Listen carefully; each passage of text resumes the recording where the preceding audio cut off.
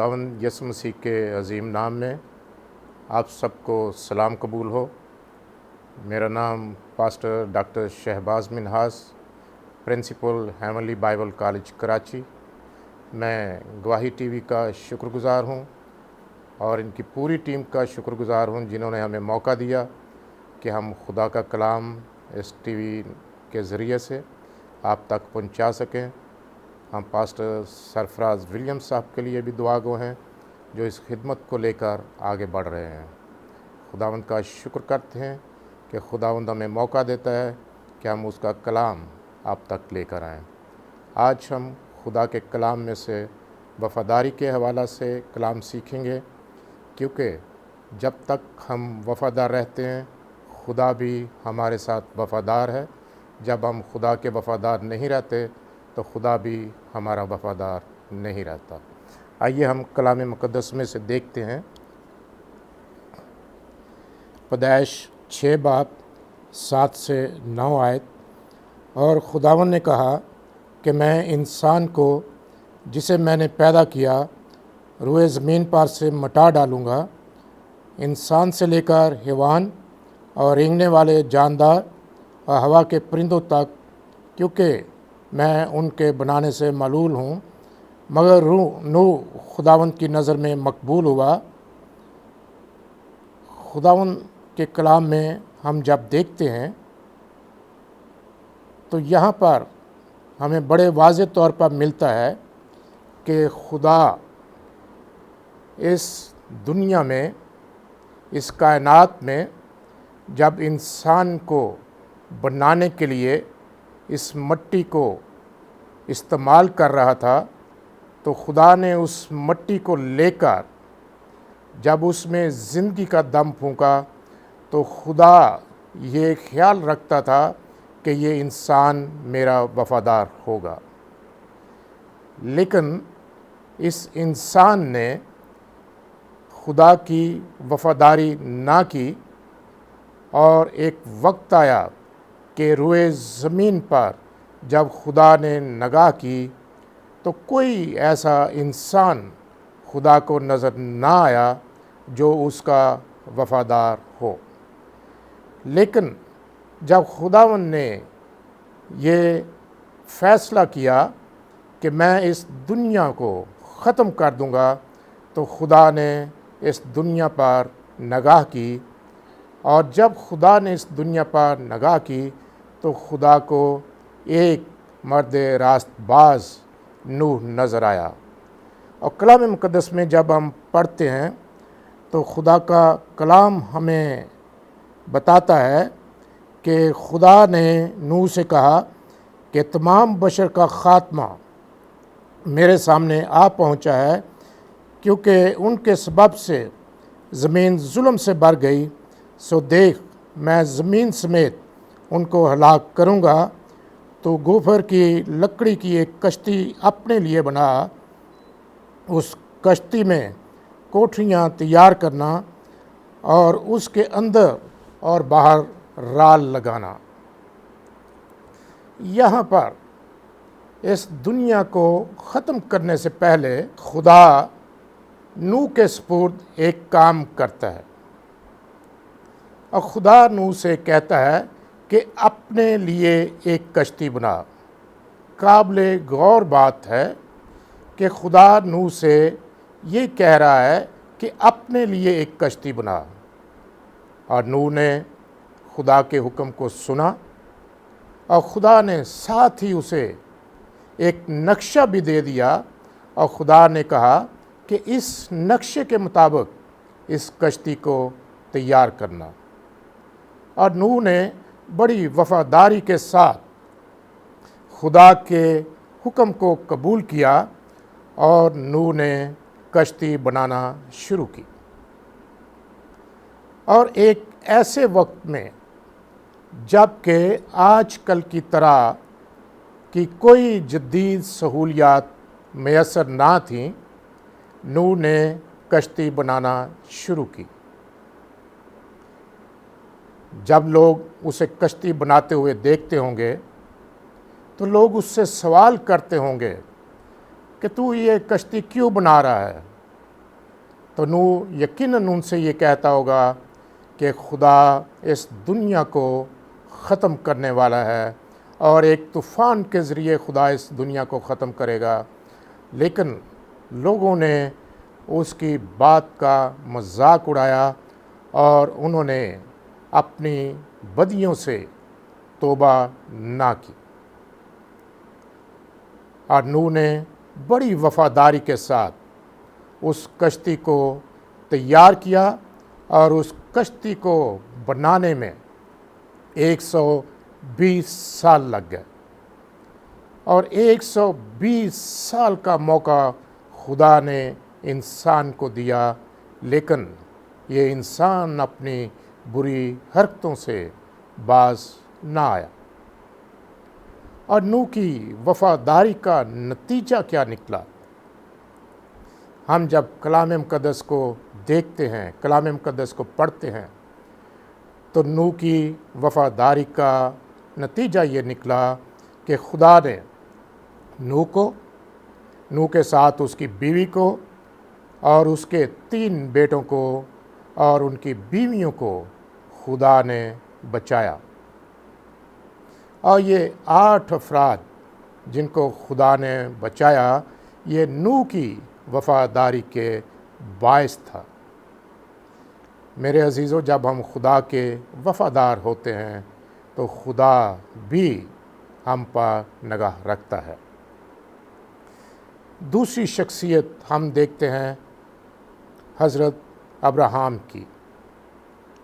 खुदा ने जब हज़रत अब्राहम से कहा कि तू अपने रिश्तेदारों को, अपने बाप के घर को छोड़ दे, तो उसने खुदा की आवाज़ को सुना और वो अपने घर को छोड़कर वहाँ से खुदा की आवाज़ सुनकर चल पड़ा और अपनी बीवी को और बीवी के साथ उसकी लौंडी को और दूसरे माल मुआशी जो कुछ भी उसके पास था वो सब लेकर वो अपने घर को छोड़कर चल पड़ा। और खुदा ने उससे वादा किया कि जो तुझे बरकत देगा मैं उसे बरकत दूंगा, जो तुझे लानत देगा मैं उस पर लानत करूंगा। मेरे अज़ीज़ बहनों और भाइयों, अब्राहम बड़ी वफ़ादारी के साथ खुदा के साथ चलता रहा और खुदा ने उसे बरकत पर बरकत दी और खुदा ने उससे वादा किया कि मैं तेरी औलाद को बहुत बढ़ाऊंगा, जबकि उसके पास उसकी बीवी सारा से कोई औलाद ना थी। उसकी बीवी उसकी वफ़ादार थी, अब्राहम खुदा का वफ़ादार था। और एक वक्त आया कि उसकी बीवी सारा ने देखा कि हमारे यहाँ कोई औलाद नहीं, तो उसने अपनी लौंडी हाजरा उसे दी ताकि उसके लिए औलाद पैदा हो। और फिर एक वक्त आया कि खुदा ने अपना वादा जो अब्राहम से किया था उसे पूरा किया और उसकी बीवी सारा के यहाँ एक बेटा पैदा हुआ जिसका नाम इसहाक रखा गया। और इसहाक की जब खुशी मनाई गई तो उस वक्त हाजरा और उसका बेटा वो ठट्ठा कर रहे थे, मजाक करते थे। तो अगर सोचा जाए तो वो मजाक यही करते होंगे कि ये बूढ़ी है और बुढ़ापे में इसके यहाँ औलाद पैदा हुई। तो ये बात सारा को अच्छी ना लगी और उसने अब्राहम से कहा कि इनको घर से निकाल दे। लिहाजा अब्राहम ने अपनी बीवी सारा की बात को माना और उसे घर से निकाल दिया, माँ और बेटे को। और फिर एक वक्त आया कि खुदा ने अब्राहम से कहा कि अपने इकलौते बेटे की कुर्बानी दे। और जो जगह खुदा ने उसे बताई वो उस जगह की तरफ अपने बेटे को लेकर चल पड़ा। उसने इस बात को हरगिज़ नहीं सोचा कि मेरा इकलौता बेटा है, मैं इसे क्यों कुर्बान करूं। और जो कुर्बानी खुदा ने उससे मांगी, ज़रा तवज्जो फरमाएं कि ये कुर्बानी सुख्तनी कुर्बानी थी। और सुख्तनी कुर्बानी जो की जाती थी, उसके लिए बर्रे को एक कुर्बानगाह पर लटा दिया जाता था और उसके ऊपर लकड़ियां रखी जाती थीं और वो सारी रात सुलगती रहती थी। जब खुदा का बंदा अब्राहम अपने बेटे इसहाक को लेकर उस पहाड़ पर पहुंचा जो खुदा ने उसे बताया था, उसने जब उसको कुर्बानगाह पर लटाया तो खुदा ने उसका हाथ रोक दिया और उसे एक बर्रा दिया और उसने उस बर्रे को लेकर कुर्बान किया। और उसकी इस वफ़ादारी का नतीजा क्या निकला? खुदा ने उसके इवज़ उसके बेटे इसहाक को बरकत दी। और खुदा ने जब इसहाक को बेटा दिया तो याकूब को, और फिर इन तीनों को खुदा ने बरकत दी। और फिर इस वफ़ादारी का नतीजा ये निकला कि खुदा ने कहा कि मैं अब्राहम, इसहाक और याकूब का खुदा हूँ। जो तुम्हें बरकत देगा मैं उन्हें बरकत दूँगा, जो तुम पर लानत करेगा मैं उन पर लानत करूँगा। ये खुदा के साथ वफ़ादारी का नतीजा था। फिर हम देखते हैं अय्यूब को। अय्यूब खुदा का बंदा था।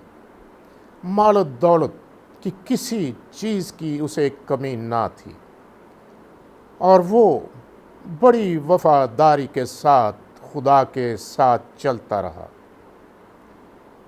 और उसकी वफ़ादारी इस इंतहा तक थी कि जब उसके बेटे बेटियां दावत करते तो वो दिल में सोचता कि कहीं इनसे कोई ख़ता ना हो गई हो, और वो उनकी ज़ियाफ़त ख़त्म होने के बाद उनके लिए कुर्बानी करता। और ये बात शैतान को अच्छी ना लगती थी। और शैतान जब खुदा के हजूर जाता है तो खुदा उससे जब सवाल करता है कि तूने मेरे बंदा अय्यूब के हाल पर गौर किया, तो शैतान भी इस बात का इकरार करता है कि तेरी बाड़ उसके चौगिर्द लगी हुई है, इसलिए मैं उसका कुछ नहीं बिगाड़ सकता। तो खुदा उसे इजाज़त देता है कि जा, जो तू करना चाहता कर। और शैतान ने जो कुछ उसके साथ किया वो कलाम मुक़द्दस में अय्यूब की किताब पहले बाब में दर्ज है। उसने उसके माल मुआशी सब कुछ उसका छीन लिया।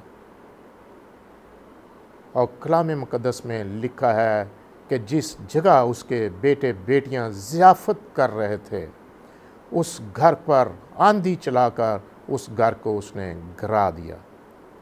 और अय्यूब फिर भी खुदा का वफ़ादार रहा।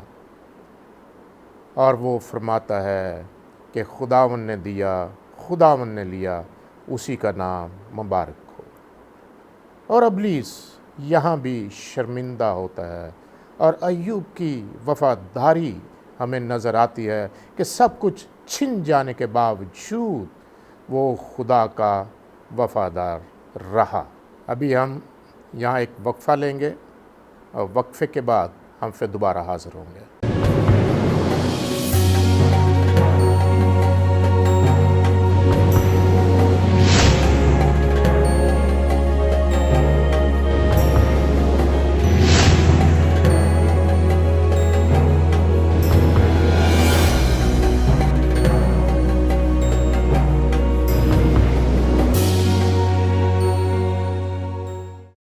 Welcome back. हम खुदा के कलाम में से वफ़ादारी के हवाले से बात कर रहे हैं और हम कलाम मुक़द्दस में से देख रहे हैं कि जो लोग खुदा के वफ़ादार रहते हैं, खुदा उनके साथ वफ़ादार रहता है। अय्यूब खुदा का बंदा सब कुछ छिन जाने के बावजूद भी खुदा का वफ़ादार रहा और ये बात इब्लीस अच्छी तरह जानता था कि मैंने जो करना था इसके साथ किया, लेकिन इसके बावजूद ये खुदा का वफ़ादार है। फिर एक वक्त आता है, वो खुदा के पास जाता है, खुदा उससे फिर वही सवाल करता है कि तूने मेरे बंदा अय्यूब के हाल पर गौर किया? तो वो यहाँ कहता है खुदा को कि तू ने उसे बरकत दी है, ज़रा उसकी खाल को छू, फिर देख वो तेरे ख़िलाफ़ बोलता है या नहीं बोलता। और फिर खुदा उसे इजाज़त देता है, जा मेरे बंदा को छू ले, लेकिन उसे जान से ना मारना। और खुदा का बंदा अय्यूब आज़माया गया और उसे सर से लेकर पाँव तक फोड़े का सा दर्द दिया। और ये बड़ी प्लानिंग के साथ इब्लीस ने सोचा कि मैं इसे कौन सी तकलीफ़ दूं कि ये खुदा के ख़िलाफ़ कुछ ना कुछ बोले।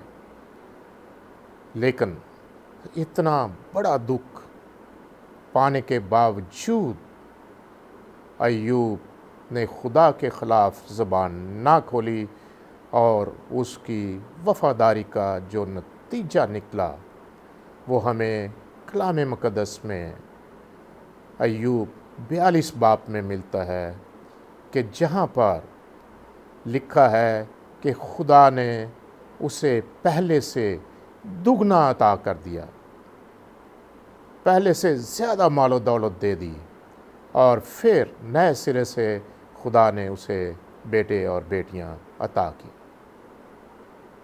ये है वफ़ादारी का नतीजा। आज हम क्या करते हैं? हम ज़रा सा कोई दुख, कोई तकलीफ़ आती है तो हम खुदा के ख़िलाफ़ ज़बान खोलना शुरू कर देते हैं। हम एक और वफ़ादारी देखते हैं और ये वफ़ादारी सदरक, मीसक और अब्दुलनजू की है, जिनको असीर करके यरूशलेम से लाया गया और एक ऐसे मुल्क में लाया गया जो लोग बुत परस्त लोग थे और यहाँ के लोग खुदा से नावाकिफ़ थे। लेकिन सदरक और मीसक और अब्दुलनजू खुदा की इबादत करते थे, ये मोसेस घराने से तल्लुक़ रखते थे और यही वजह है कि दानियल नबी ने उनकी सिफारिश की और बादशाह ने उनको सूबे में इख्तियार दिया।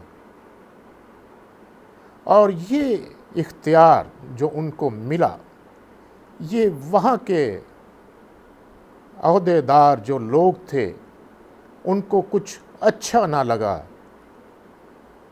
क्योंकि एक तो ये गैर मुल्की थे, दूसरा ये उनके मज़हब से तल्लुक़ ना रखते थे और ये उनके बुतों की पूजा नहीं करते थे।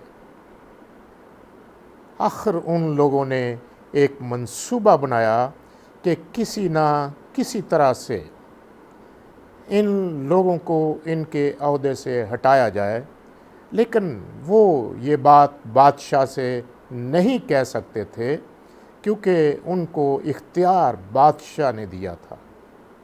लिहाजा उन्होंने एक प्लानिंग बनाई और उनकी प्लानिंग ये थी कि ऐ बादशाह, तेरी एक सोने की मूरत बनाई जाए और उस मूरत के आगे जितने अहदेदार हैं वो सब के सब सजदा करें।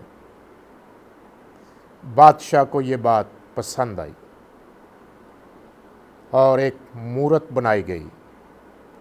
और जब वो मूरत बनकर तैयार हो गई तो एक हुक्मनामा जारी किया गया कि हर कोई आकर इस मूरत को सजदा करे।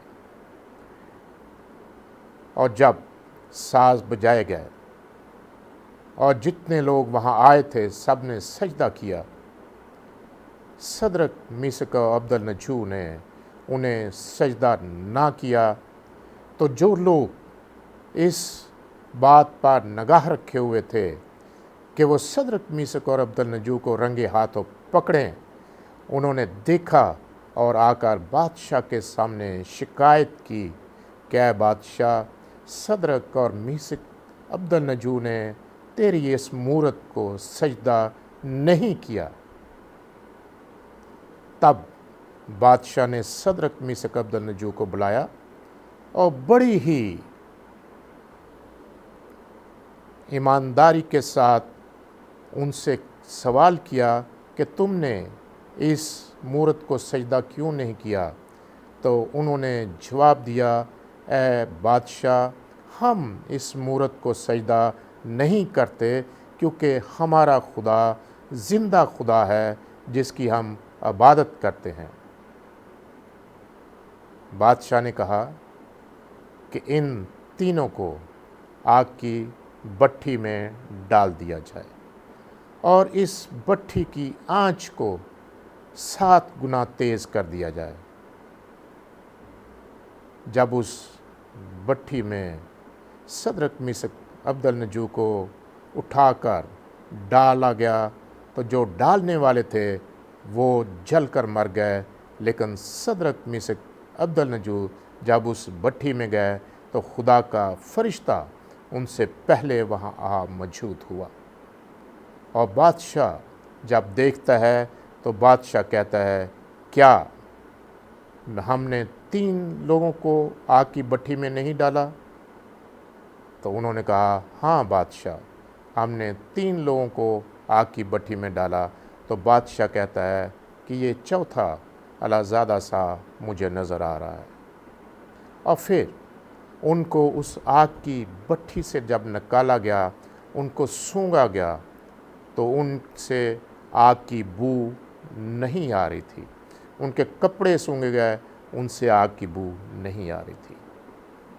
तब बादशाह ने हुक्म किया कि सदरक और मीसक और अब्दुलनजू का खुदा इस काबिल है कि जो अपने लोगों को बचा सकता है, लिहाजा जो कोई सदरक मीसक अब्दुलनजू के खुदा के बारे में कुछ कहे, उनके टुकड़े टुकड़े कर दिए जाएं और उनके घर गिरा दिए जाएं। मेरे अजीज़ों, सदरक मीसक अब्दुलनजू ने खुदा की वफ़ादारी की और उन्होंने इस बात की हरगिज़ परवाह ना की कि हमें आग की भट्ठी में डाल दिया जाएगा और हम जलकर मर जाएंगे। ये वफ़ादारी है। अब हम दानियल की वफ़ादारी को देखते हैं। दानियल को पूरे मुल्क का इख्तियार दिया गया। ये भी यरूशलेम से असीर करके लाए गए थे। ये भी गैर मुल्की थे। ये भी मोज़ेज़ घराने से तल्लुक़ रखते थे। और जब इनको इख्तियार दिया गया तो उस वक्त जिन लोगों पर इनको इख्तियार दिया गया, उन लोगों ने बड़ी बारीक बीनी से जायज़ा लिया और उन्होंने कहा कि ये ना तो हमारे मुल्क का बाशिंदा है और ना ये हमारे माबूदों की इबादत करता है, ये हम पर इख्तियार रखता है। लिहाजा उन्होंने सोच विचार के साथ फ़ैसला किया कि किसी ना किसी तरह से दानियल को इसके अहदे से हटाया जाए, लेकिन वो ऐसा कर नहीं सकते थे। लिहाजा उन्होंने दानियल के बारे में भी प्लानिंग की कि किस तरह से इसको हटाया जा सकता है। जब हम कलाम मुक़द्दस में पढ़ते हैं तो वहाँ पर लिखा है कि दानियल 3 बार हैकल की तरफ रुख करके खुदा को सजदा करता और उसके आगे अपने सर को झुकाता और दुआ करता था। जब उसने सुना कि इन लोगों ने बादशाह से ये हुक्म जारी करवाया है कि 30 दिन तक हर कोई बादशाह से ही फरियाद करेगा और बादशाह से ही मांगेगा, तब दानियल ने ऐसा किया कि वो अपने मामूल के मुताबिक खिड़की खोलकर हैकल की तरफ रुख करके खुदा से दुआ करता रहा और उसने इस बात की परवाह ना की। और इस हुक्मनामे में ये भी लिखवाया गया कि जो कोई बादशाह से फरियाद ना करेगा, दुआ ना करेगा, उसे शेरों की मान में डाला जाएगा। लेकिन दानियल ने इस बात की परवाह ना की और उसे पकड़कर बादशाह के हुजूर लाया गया। और बादशाह ने जब उससे कहा तो उसने कहा कि मैं खुदावंद अपने खुदा की ही इबादत करूँगा। लिहाजा उसे बादशाह ने कोशिश की कि किसी न किसी तरह से दानियल को बचाया जाए, लेकिन उसके साथ कबीना के जो अरकान थे उन्होंने कहा कि बादशाह ये हुक्म टल नहीं सकता। लिहाजा मजबूरी के तहत बादशाह ने उसे शेरों की मान के अंदर डलवा दिया और शेरों के मुंह खुदा ने बंद कर दिया। और ये दानियल की वफ़ादारी का नतीजा था कि वो खुदा के साथ वफ़ादार रहा। और आखिर जब बादशाह ने उसे उस मान से निकलवाया तो दानियल को किसी किस्म का कोई नुकसान न पहुंचा था और शिकायत करने वालों को उस शेरों के आगे डाल दिया गया। और इससे पहले कि वहाँ वो नीचे तक पहुँचते, उनकी हड्डी पसलियाँ शेरों ने तोड़ दी और उनको खा गए। मेरे अज़ीज़ बहनों और भाइयों, हम खुदा के अगर वफ़ादार हैं तो खुदा भी हमारी वफ़ादारी पर निगाह रखता है। लिहाजा हमें भी चाहिए कि हम अपना फ़ैसला करें कि क्या हम खुदा के वफ़ादार हैं। अगर हम खुदा के वफ़ादार हैं तो फिर हमें खुदा के साथ और ज़्यादा अच्छे तरीके से चलते रहना चाहिए। अगर नहीं तो फिर हम सोचें कि हम खुदा के वफ़ादार कैसे बन सकते हैं। हम दुआ करें। ऐ खुदावंद, हम तेरा शुक्र, तेरी तारीफ़ करते हैं इस बड़ी वफ़ादारी के लिए जो तेरे लोगों ने तेरे साथ की। और खुदावंद, हमें तौफ़ीक दे कि हम खुदावंद तेरे वफ़ादार रहें और खुदावंद हम तेरे साथ चलते रहें, तेरी इबादत करें, तुझे सजदा करें। और खुदावंद, हम जब तक इस दुनिया में जीते रहें तेरी मर्ज़ी के मुताबिक अपनी ज़िंदगी गुजारते रहें। खुदावंद, मैं उन बहन भाइयों के लिए दुआ गो हूँ जो खुदावंद बीमार हैं, उनको तंदुरुस्ती दे, सेहत दे। जो खुदावंद इस वक्त अपनी बीमारी को लेकर तेरे सामने आए हैं, उनके लिए दुआ करता हूँ, तो उनको छू, सेहत दे, तंदुरुस्ती दे, ताकि वो खुदावंद तेरे नाम को जलाल देते रहें। सब कुछ मांगते हैं खुदावंद यीशु मसीह के वसीला से, आमीन। खुदावंद आप सबको बरकत दे, आमीन।